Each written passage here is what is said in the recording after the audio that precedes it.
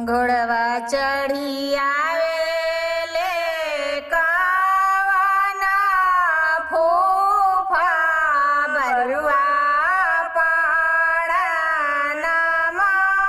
करे।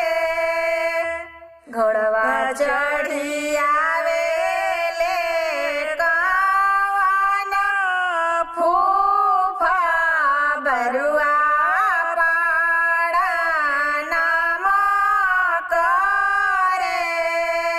खुशी रहे बरुआ खुशी रहे आवारू आनंद रहे।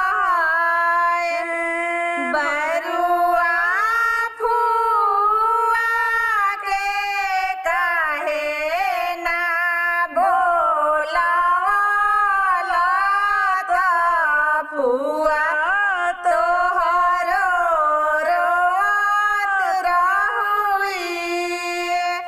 का कहिए फूफाजी लज के बतिया कहत शरम लागे।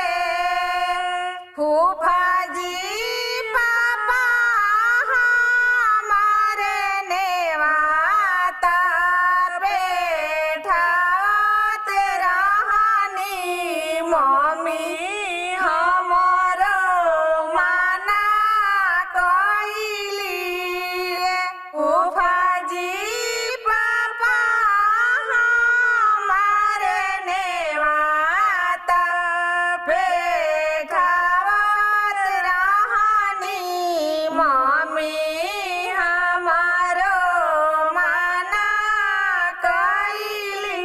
घोड़वा चढ़ी आवेले कावना जीजा बरुआ पाड़नमा करे। बरुआ पाड़नमा करे। खुशी रहे बरुआ खुशी रहे आवारू आनंद रहे। बरुआ दीदी के कहे ना बोलावला दीदी तोहरो रोत रहुई। दीदी तोहरो रोत रहुई। का कहिए जीजाजी लज के बतिया कहत शरम लागे। जीजा